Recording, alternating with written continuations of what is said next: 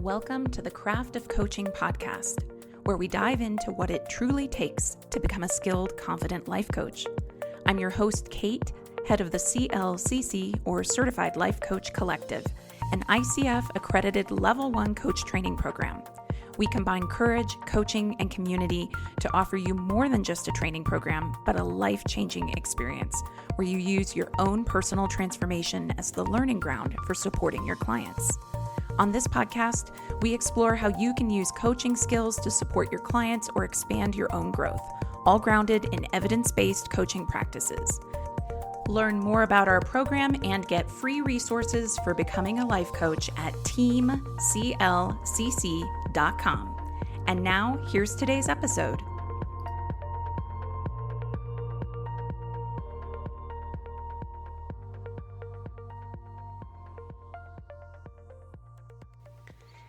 We are rounding out this season of the Craft of Coaching podcast with an episode on authenticity with our clients. And I thought that this was an episode that was important to record because there can be this pressure that happens when we become coaches. And I don't think that if anybody really thinks about this logically, the pressure makes any sense. But there's this pressure that we can still feel to be people who, in the parlance of the day, have all our shit together. And the way that people often think about this is they go, well, if I don't have all my shit together and clients are coming to me because they don't have all their shit together, why would anyone hire me if they see the places where I don't have all my shit together? Well, that's a beautiful question to contemplate. And it's one that in the program I'm a director of and with my own clients, when this query comes up, I like to respond to it by saying, how about we practice authenticity with our clients by getting out of the paradigm that anyone, anywhere is supposed to have all their shit together? That's much more freeing, isn't it? It's a little bit like, okay, when I get out from under that paradigm that anyone anywhere is supposed to have all their shit together, then we actually get to something that is more real and that is more true about the human experience. And it is this existence that we live making peace with a messy middle. And the older I get, the more I see that while I absolutely keep my personal arrow pointed high, I got ambition for days. I am one of those people where I don't think it's a bad thing for myself. This is not for everyone, but I don't think it's a bad thing that every single day in my life I am thinking about how to strive for excellence. For some people, that idea of striving for excellence, first of all, striving, they would take issue with that. There's a real ethos in self-help these days about stop all the striving, quit all the hustling. And I'm like, I totally get it. When those things show up as a shadow that wear you down, absolutely. But to me, striving for excellence does not feel like a shadow that wears me down. It doesn't feel like this hungry ghost that I'm always in search of. It feels enlivening. It feels kind of exciting to play life as a game where I go, what do I get to create today? How might I create today even better than I did before? When I'm looking at my goals for the year, how might I set goals that make life an even richer experience?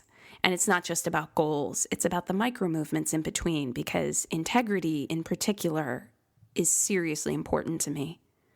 I hate the feeling of being out of integrity with myself more than just about any other feeling in the world. So there's a pretty constant looking at my life and just filtering things almost automatically through an evaluatory lens of what would integrity do? What would courage do? What is my highest self calling me towards?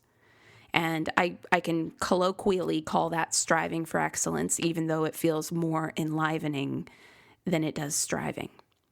So all of that having been said, how do we practice authenticity with our clients? Because the older I get, the more I see that for as much as one strives for excellence, there's always some place where we're falling short. And that's both the fun of it and also the reconciling that we have to do. There will always be something in your life that could use some attending to. A relationship, a health issue, looking at your money, looking at how you run your home, how you manage your time, how you give back, what you stand up for, what you use your voice for. There will always be something in your life that could use a little more attending to. So let's just give up the ghost, all right? You are not going to be perfect for your clients. So any pressure you might feel to show up that way in your branding, like if you think that you have to get the perfect selfie angle before you can post a picture, time to let that go. If you think that when you are going through a rough time, you can't talk about it with anybody online, you're going to have to let that go. Now, I'm saying you're going to have to let that go, both from the perspective of, if we're thinking about marketing, you're going to need to let it go because you can't keep that up forever. But I'm also saying you got to let that go from the perspective of, it's actually not in your highest to try to hide these pieces of yourself. Now, I'm not encouraging the flip side either. And I think that Dr. Brené Brown has just done such a beautiful job of illustrating this around vulnerability, that showing vulnerability is not, in essence, going and like emotionally vomiting up every problem that you've ever had. Okay, so we don't go from clamping down on authenticity and vulnerability completely to letting it all hang out, and then that is vulnerability and authenticity. Rather, I think that it's most helpful for us to consistently ask ourselves how we can step into a reframing of difficulty. And as we step into those difficulties and our process of reframing, how can we be open and transparent about that with our clients? So again, I'm going to say it one more time because I'm a big examples person also. Education psychology nerd, like over here, love reading about curriculum design and how people learn. I'm so, like Google Scholar. Oh, I'm so hot for Google Scholar and a good, clinically backed research study that actually looked at some aspect of like how humans tick and like showed that this is what we do. Love it. But in essence, again, how can we ourselves make it a personal mission that when we encounter difficulty, we are going to actively reframe it because we recognize that that is part of how we live an excellent, an exceptional, a vibrant, a forward-leaning life. And how do we model that for our clients? So we do it for ourselves because that is integrity, because that is what it takes to live a better life. When challenges come my way, I don't reframe them because I'm trying to outrun them or avoid them. I do realize that some people do this, and I've done that before too, so you're not bad if you do that, okay? That's commonly referred to as spiritual bypass, and that's a term that I believe was coined by Ken Wilber, and it basically refers to kind of trying to throw glitter on shit and pretend that it's not really shit, And spiritual bypass is not what I'm talking about. I'm talking about when difficulties arise in my life, and I encourage you to do the same, reframing them, not because you're trying to avoid them, not because you're trying to pretend they're not there, go la la la, I can't hear you, but rather because you recognize that you live a freer, more open, more vital, more expressed life than if you were to not reframe. And when you are actively reframing in a public way, like on social media or in some other capacity where your clients might see you, I think that's very powerful for them too. Personally, I find it very helpful when I see the people that I look up to, or just in general, the people that are in my orbit, taking time out of their lives and going, okay, I'm struggling with this thing, and here's what I notice about where I'm at in this and where I am really committed to going. That is something that reminds me that it's possible for me to do that too. So when I'm thinking about authenticity with clients, I'm thinking about actually stepping into a model of self-coaching and self-care where you take exquisite care of yourself. And part of taking exquisite care of yourself, it's not just like bath beads and like chilling out. There's a way we can take exquisite care of ourselves and model that for our clients when we go, you know what? Like this shit sandwich that I've just been handed, I'm not going out like that. I'm not just rolling over and going, oh, well, you know what? Woe is me. I'm actually going, I'm going to take some time to feel what I feel. I'm going to be really real about that. I might need to cry right now. I might need to scream into a pillow right now. Might need to go for a run. Might need to call a friend. Might need to journal it out. Like I'm going to do something to attend to the feelings. I'm not trying to bypass them. I'm also not going to put lipstick on a pig or glitter on shit, as I so eloquently stated before. Sorry, everybody, if you don't like curse words. Today's just one of those days. I'm also not going to put lipstick on a pig and pretend it's not what it is.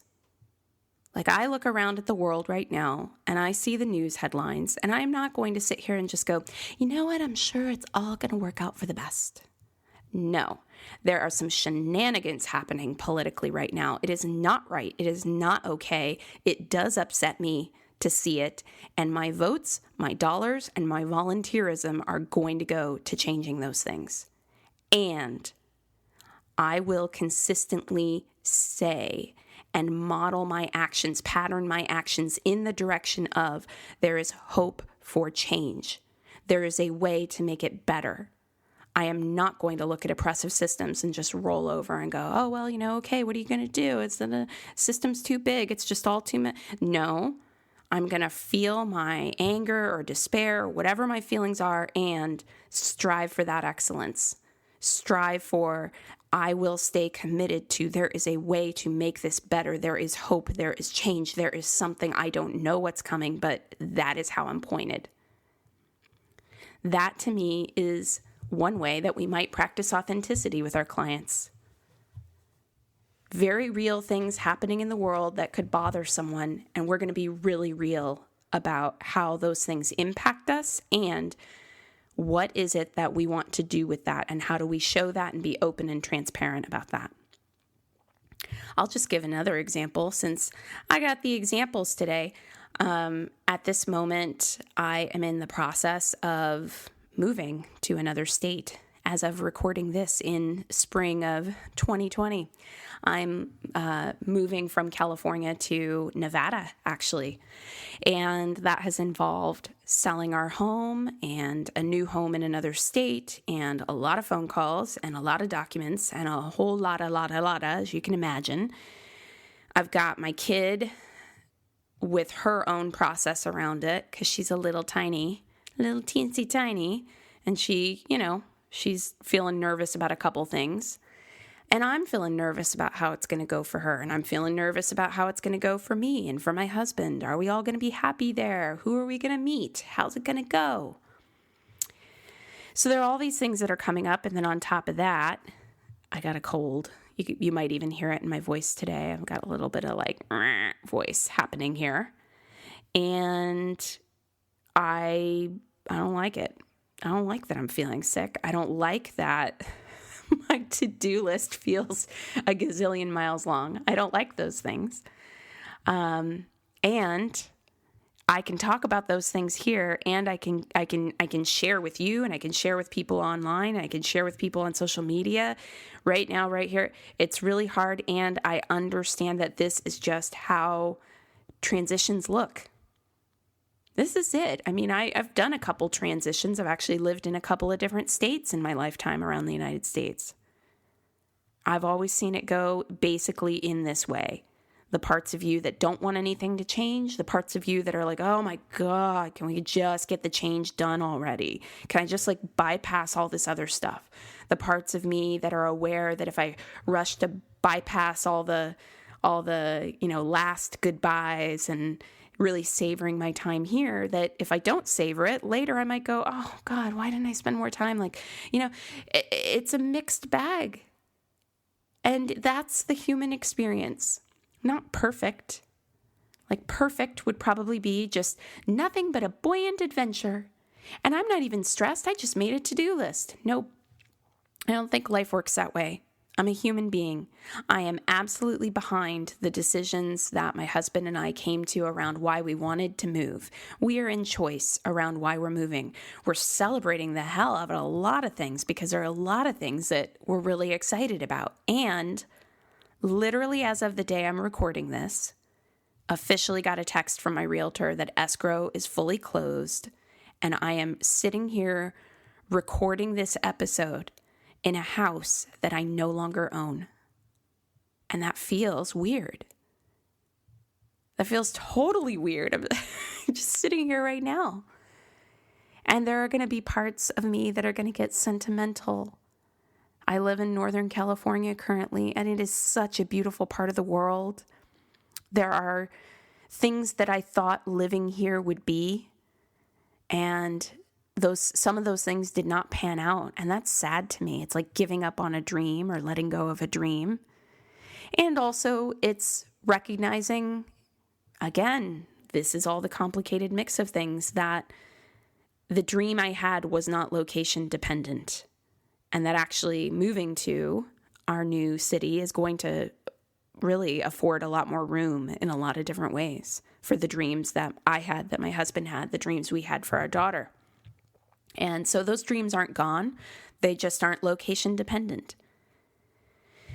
Now, I can talk about all those things with all of you, and I can feel very secure talking about them and authentic and not worried that anybody's going to think that something is wrong with me for the things that I think, in part because I've done a lot of my own self-coaching and self-work to just be okay with all the parts.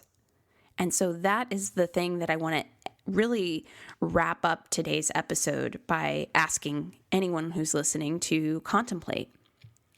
What is the work that you are doing to be comfortable with the things that you might otherwise be inclined to hide?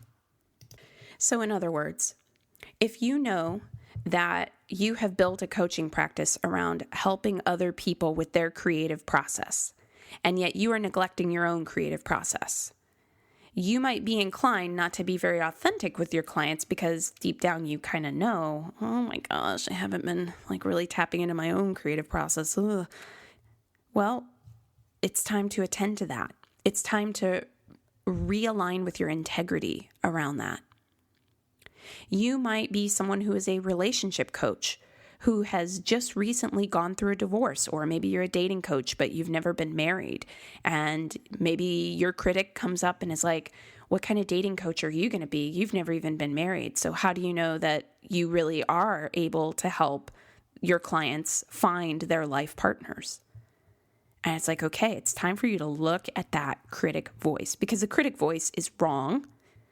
And the be all end all of someone's life existence and the reasons why they might want support around dating are not always so they can get married.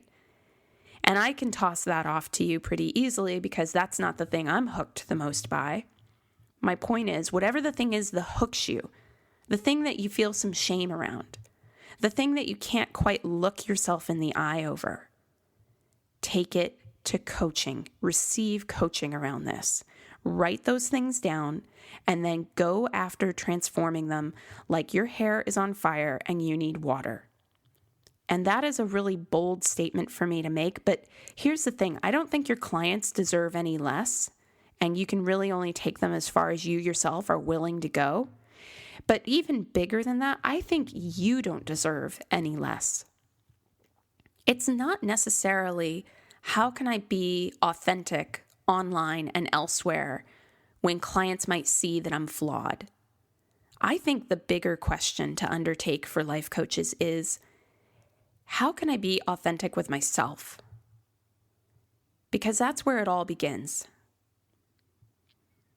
I don't have any shame when a client wants to talk to me about terrible things they've said to their partner, because I know that I have said terrible things to my partner, and I've worked through that, and I've cleaned that up. I've made the amends. I've looked at why I said those things in the heat of an argument.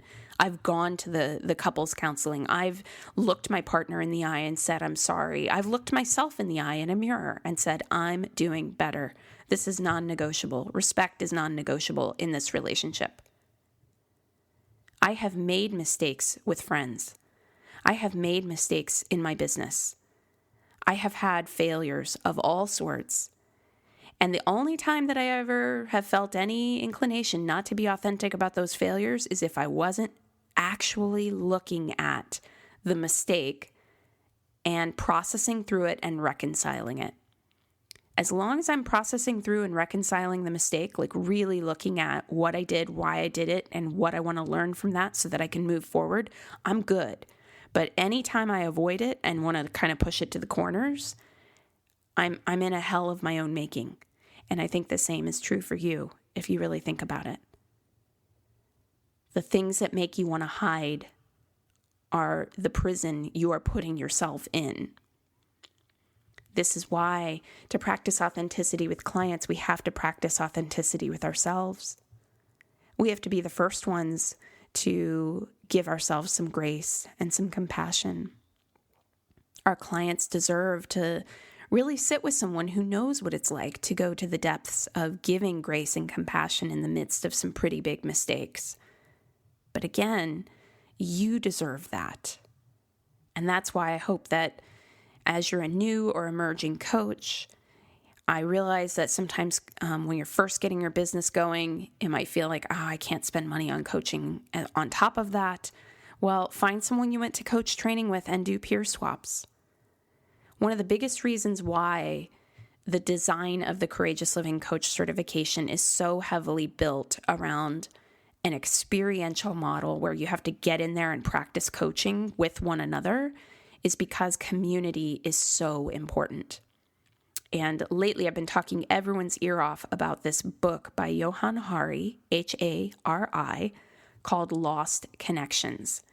And I got interested in this book after I saw his TED Talk. He has two, and one is on addiction and one is on depression. And his one on depression, again, nerd into the research. I watch TED Talks on my lunch hour. Amazon Fire has an actual TED app, so you can just watch a bunch of TED Talks. There you go. It's your tidbit of the day to make your life better.